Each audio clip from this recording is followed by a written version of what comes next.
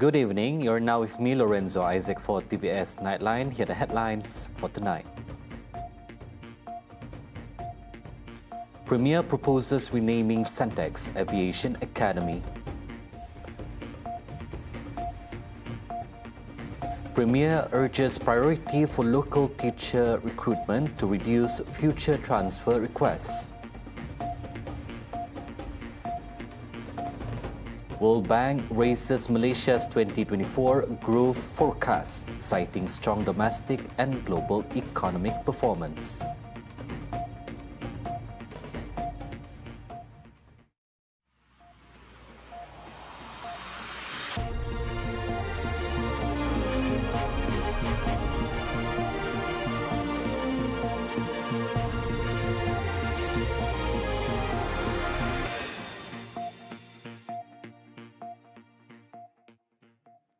Premier Sarawak Datuk Patinggi Tan Sri Abang Johari Tun Openg has proposed renaming the Centre for Technology Excellence Sarawak Centex Aviation Academy in Lundu to the Aerospace Academy to better reflect its expanded focus on both aviation and space industries. He said the name change would be more fitting as the Academy's objectives extend beyond aviation to include space technology.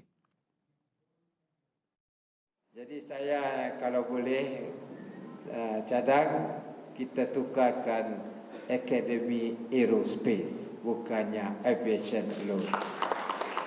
Jadi hari ini kita lancarkanlah Akademi Aerospace dan kita kerjasama dengan pihak Institut Pengajian Tinggi dan juga rakan kita di luar. Saya difahamkan bahawa kalau teknologi amat khas ini, defense, KSU ada sini, Turkey is very strong. Engineering mengenai dengan perkara ini, negara Turkey, especially for defense equipment. The Premier further revealed that in the field of aviation, the region will collaborate with Airbus and Boeing through the Aircraft Inspection, Repair and Overhaul Depot AirRod. In line with this goal, Centex will partner with AirRod, the Aviation Design Centre ADC and ICATS University College to attract students from across the region. The training program will cover various aspects including maintenance, repair and overhaul, MRO for helicopters, fixed-wing aircraft, avionics and aerospace manufacturing with a focus on metalworking, machining and computer numerical control CNC processes. This will encompass training for commercial airlines, helicopters and defense jets. Currently, 20 students are pursuing a bachelor's degree in aerospace, while 200 trainees are set to begin training at the Centex Aerospace Academy for certification level programs. In other developments, Premier Sarawak Datuk Patinggi Tan Sri Abang Johari Tun Openg wants the special teacher recruitment drive for Sarawak to prioritise applicants who are from the region.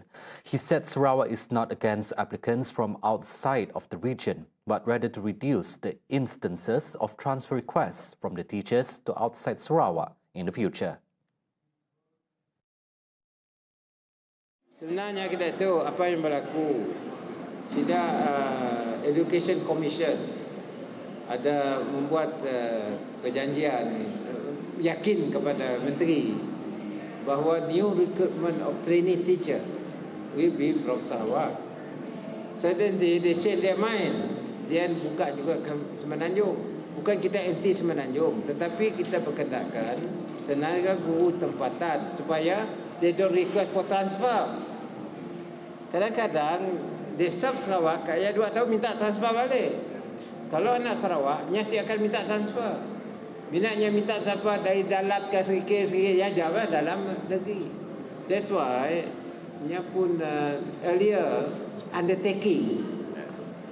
Nak rekrutkan banyak anak Sarawak, maknanya ditunaikan. Jadi saya serah pada menteri lah, menteri nak negotiating. He told this to reporters during a press conference held following the launch of the Aerospace Academy at the Center for Technology Excellence Sarawak Centex on Monday. Meanwhile, Minister of Education, Innovation and Talent Development Sarawak, Dato Sri Roland Sagahui, pointed out that 15,000 Sarawakians had applied for the program, demonstrating a strong demand and interest from local candidates to take up these positions.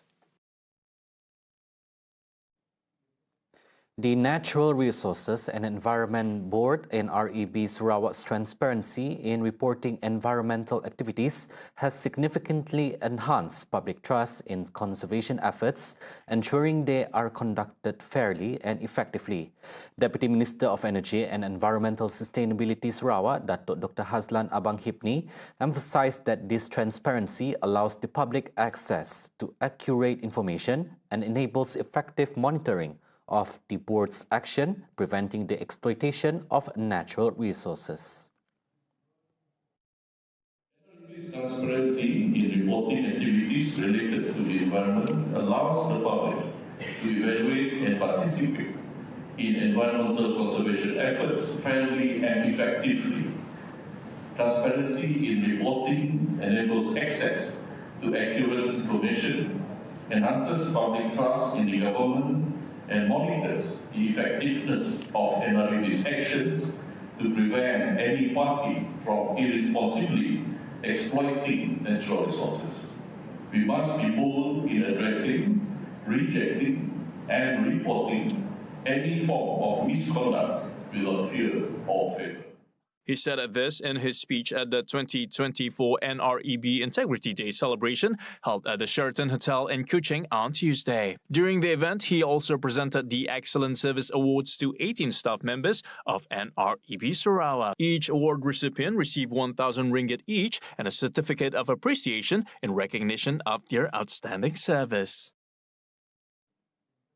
Sarawak Metro Sendirian Berhad was given the honor to jointly unveil two groundbreaking rail innovations with China's CRRC Corporation at InnoTrans 2024 in Berlin, Germany recently. The new rolling stock unveiled were CRRC SART 2.0 and its Sinova H2, New Energy Intelligent in the City train. Sarawak Metro Chief Executive Officer Mazli Mustafa, who represented the organization at the unveiling ceremony, lauded CRRC's latest achievement, especially on the innovations introduced in its newest version of the ART vehicle. Mazli highlighted the similarities between the latest ART design and Sarawak's hydrogen-powered version, which is part of the Kuching Urban Transportation System, or KUTS. The ART 2.0 is an upgraded version of CRRC's autonomous rail transit system, designed for cities with medium to low passengers volumes. It uses rubber tires and virtual tracks, meaning it doesn't require traditional rails or overhead wires. The design drastically slashes track construction and maintenance costs while significantly reducing carbon dioxide emission by an impressive 769 tons per kilometer. CRRC also unveiled the Sinova H2, a hydrogen-powered train capable of hitting speeds of up to 200 kilometers per hour. With a 4-car setup, it can carry over 1,000 passengers, reducing carbon emissions by about 730 tons annually during its projected 300,000 kilometer yearly operation. The train is built to run on non-electrified tracks, making it a game changer for long-distance, eco-friendly rail travel. Mazli added that he was pleased to see CRRC's commitment to developing hydrogen-powered solutions for the railway industry. ASEAN nations are being urged to accelerate the interconnection of their power grids to ensure a successful energy transition. Sarawak Energy's Berhad Group CEO Dato Sharbini Suhaili emphasized that without regional connectivity, the transition to renewable energy will remain a distant goal. Speaking at the NLEAD Asia 2024 conference, Sharbini shared his vision for a trans-ASEAN power grid similar to Europe's interconnected grid system. He explained how this grid will allow member countries to share energy resources and reserve margins, which will lower costs and drive the region's energy transition forward. Sharbini also highlighted Sarawak's leadership in driving the Borneo grid, which has already connected Sarawak's power supply to West Kalimantan, Indonesia. He revealed that ongoing discussions are in place to connect Sarawak with Brunei, Singapore, and potentially Peninsular Malaysia through a subsea cable. He also mentioned plans to connect Sabah by next year. Sharbini also highlighted the need for the governments involved to cooperate and enable policies to support the private sector in the energy industry to speed up the process given the political and financial challenges associated with such large-scale projects. Sharbini stressed that the ASEAN platform is vital and hoped that when Malaysia takes over its chairmanship next year, the country will be able to drive the ASEAN Power Grid APG and ensure that the member countries could share and help the region's energy transition. Malaysia's first regional television station, TVSWATV, has expanded its presence to the nation's capital by opening a new office in the Klang Valley on October 1st. Chief Executive Officer CEO of TVS, Kushairi Abang, said that this strategic move allows the Sarawak government-owned station to explore new opportunities in Peninsular Malaysia. According to him, the station, which has been operating for 4 years, also aims to diversify its news coverage and content. Tujuan asal kita nak buka office ni adalah dua. Satu adalah untuk news dan konten, dan juga untuk PR dengan marketing ya. So that's why we decided to open an office here in Klang Valley, which is situated dekat Taipan, Subang Jaya. Yeah. So we just started about 1st of October, and we will intend to move on daripada situ nanti to capture contents dan juga news daripada seluruh Malaysia. Kushairi said this in his speech at the launch of TVS Spotlight, Expanding Boundaries Connecting Communities at the Connection Conference and Event Centre on Tuesday. Also in attendance were Sarawak Media Group SMG Chairwoman Dato' Nurhayati Muhammad Ismail and SMG Chief Media Officer Sardon Zainal. Meanwhile, Kushairi emphasized that TVS consistently prioritizes authenticity and inclusivity in content production, aiming to showcase Sarawak's heritage and culture comprehensively to both local and international audiences. He added that since its establishment in 2020, TVS has successfully managed several live broadcasts and major events, such as the Town Hall Session 7 Years with Sarawak Premier Dato' Patinggi Tan Sri Abang Johari Tun Openg, the ASEAN International Film Awards and Festival 2023, and the Sarawak Regatta.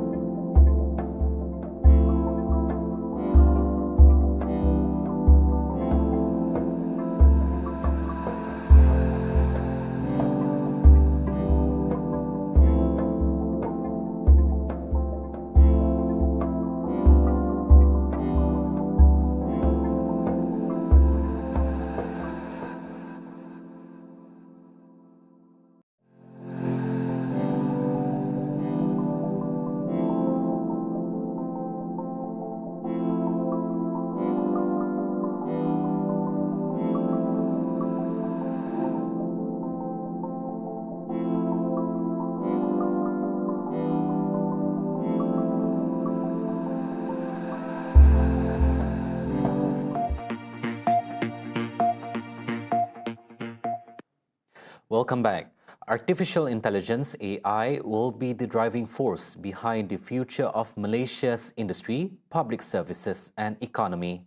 Digital Minister Gobind Singh Dio said the potential for AI to enhance productivity, streamline processes and unlock new avenues for growth is immense. In his speech read by the Digital Ministry's Secretary General Fabian Bigar, Gobin said Malaysia's path to becoming a digitally driven, high-income economy relies on strong investments in digital infrastructure and next-generation technologies facilitated by public-private partnerships. It offers Malaysia an unprecedented opportunity to strengthen our global competitiveness while ensuring inclusive development for all citizens. By embracing AI, we can tackle pressing challenges, modernize key sectors, and secure long-term prosperity. Gobin also mentioned the government's goal of empowering all citizens through digital inclusivity as expressed by the Prime Minister. In the words of our Prime Minister, Dato' Sri Anwar Ibrahim, by leveraging partnerships with industry leaders and strengthening collaboration among all stakeholders, particularly with academia and industry players, Malaysia can realize these goals and establish its role as the leading AI-driven nation in Southeast Asia. According to Gobin, the digital economy is projected to contribute 25.5% to Malaysia's gross domestic product GDP by end of next year as compared to 23% in 2022. The World Bank has upgraded Malaysia's economic growth forecast for 2024, signaling optimism for the country's economic future. Its lead economist for Malaysia, Apurva Sanghi, said the revised outlook is driven by both strong domestic factors and a better-than-expected global economy.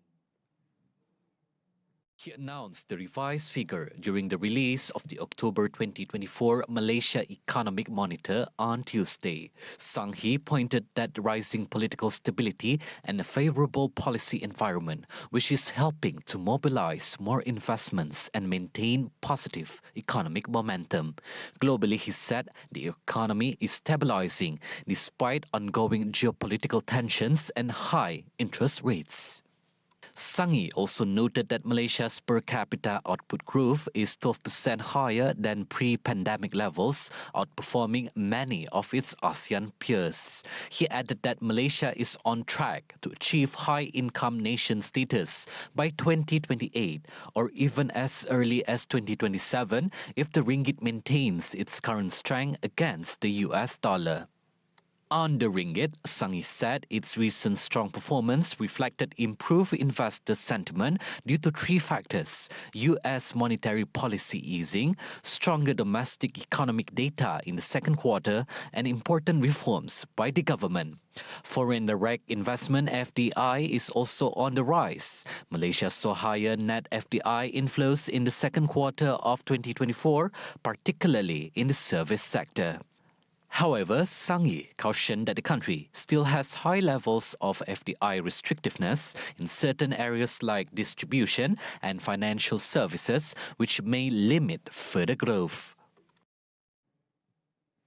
The historical film based on James Brooke, also known as The Edge of the World, is set for its Indonesian debut on October 9, 2024. The film, which premiered in Malaysia last year, tells the story of British adventurer Sir James Brooke, the first White Raja of Sarawak, reflecting Indonesia's own colonial history. At the Jakarta premiere, the parallels between Sarawak's colonial past and Indonesia were a key focus. Malaysian actor Bron Palare, who plays a Pangeran Indra Mahkota, shared his excitement about promoting the shared heritage between Malaysia and Indonesia. On his experience working on film, Bron remarked on the sophisticated nature of Indonesian audiences and their appreciation for a well-told story. I think I'm excited by it. I think the whole idea of us want to promote the history, the heritage, and also the story.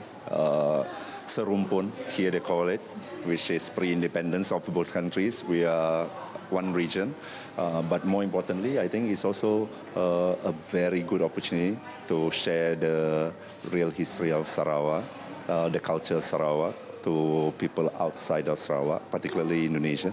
And hopefully it brings a lot of good things to Sarawak as well in the future. I think the Indonesian audience are very sophisticated, and that's what I appreciate a lot about the audience. And they appreciate good story, they appreciate culture, they appreciate artistic endeavors.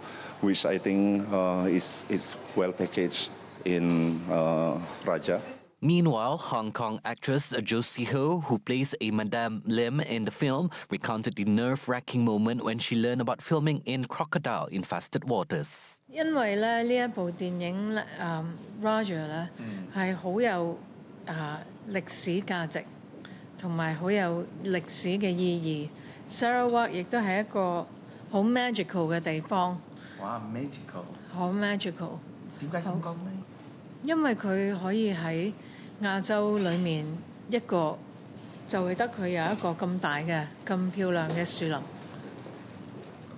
同埋嘅 culture 咧都係好特別嘅，所以咧即係我係好榮幸可以參與到呢一部戲去演呢一個 Madame Lim 嘅角色。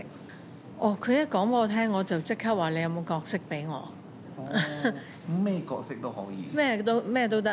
哦 ，OK。係啊。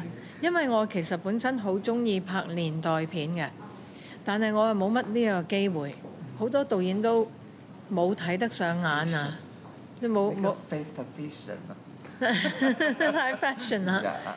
Despite the challenges, she praised the film for opening doors not only in Southeast Asia but also in Western countries. Meanwhile, Indonesian actress Atika Hasiholan noted how working with a diverse cast initially seemed daunting, but it turned into a rewarding experience. At the same time, she also emphasized the significance of Sarawak's historical diversity and how the film showcases the beauty of its people and nature to the world. I think it's very emotionally related because somehow this history was actually taken place in 1800. Back then, Indonesia was not there yet. I mean, we are still part of Rumpun Melayu, right? So it's actually part of our history too, for us to know and understand how everything's like went in the 1800s. Actually, at first, I thought the challenge would be how diverse would the cast and the crew be, and it would be difficult for me to adjust and everything. But it was not actually a challenge at all. It was actually a pleasant thing. I learned so much from that. So I think the actual challenge that I had to face is actually to understand the history of it. Yeah, so it took me some time to read, watch, and did all the research to really understand what actually was happening in Sarawak back then. Another prominent Indonesian actor, Samo Rafael, shared his relief and excitement as the film is set to enter the Indonesian market. He emphasized the importance of international collaborations, highlighting a greater openness to such films with people from other countries. Relieved, because I thought it was not going to come here. And there are like 3 Indonesian actors, and I wish for the people of the Indonesian film industry to see what we've done. So yeah, I'm so happy that it's here now. That we can also collaborate with other people of other countries, and that we are more open to films like this. Directed by Michael Hausman, Raja explores Sarawak's history, focusing on power, leadership, and the region's complex relationships with local communities.